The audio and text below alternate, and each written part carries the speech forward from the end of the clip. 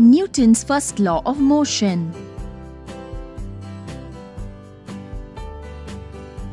In our everyday life, we observe that effort is required to put a stationary object into motion or to stop a moving object. Have you ever wondered if a ball kicked on the ground would keep moving forever, or after some time would naturally stop moving? The ball will continue to move unless an object of force stops it. Here comes Newton's first law, which states a body continues to be in its state of rest or of uniform motion unless acted upon by an unbalanced external force. To understand Newton's first law, you need to understand what unbalanced force is. If you have seen a game of tug of war, you would have seen two teams pulling a rope in opposite directions. If the rope doesn't move, the forces applied by the teams are balanced forces as they are of equal magnitude in opposite direction. If one of the team applies greater force, it pulls the other team and the rope towards their side. In this case, the forces are unbalanced as the two forces are of unequal magnitudes in the opposite directions. If one of the team lets go of the rope, the opposite team falls backwards. This tendency to fall backwards despite letting go of the rope is due to inertia. That is, if an object is at rest, it tends to remain at rest, and if it is in motion, it tends to stay in motion. This property of an object is called its inertia. Inertia can be classified into three categories: inertia of rest, inertia of direction, inertia of motion. Certain experiences that we have while traveling in a bus can be explained on the basis of the law of inertia.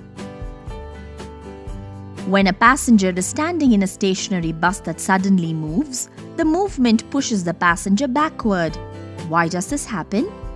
This is due to the inertia of rest experienced by the passenger in the upper part of his body. The body is at rest when the bus is at rest.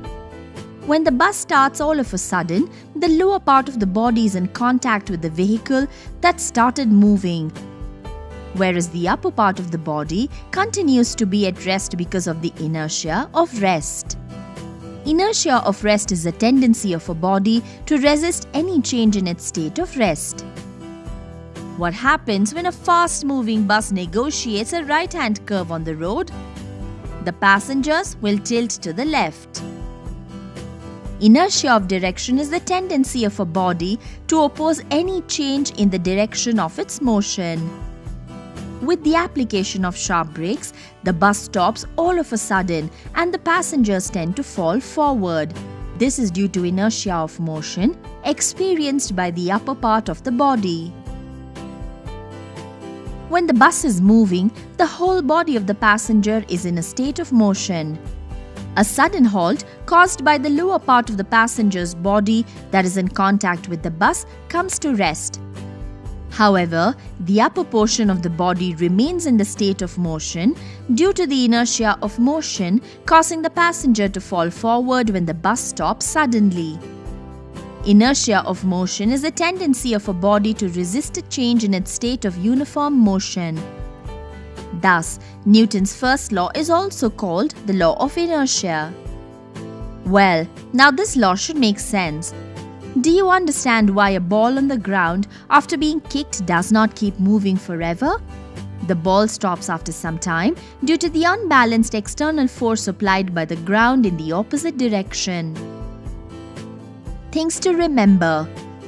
Newton's first law of motion states that a body continues to be in its state of rest or of uniform motion unless acted upon by an unbalanced external force.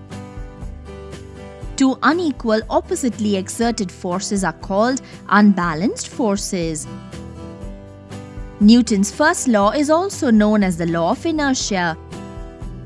The tendency of an object to continue its state of rest or of uniform motion in a straight line is called inertia. The three types of inertia are inertia of rest, inertia of motion, and inertia of direction.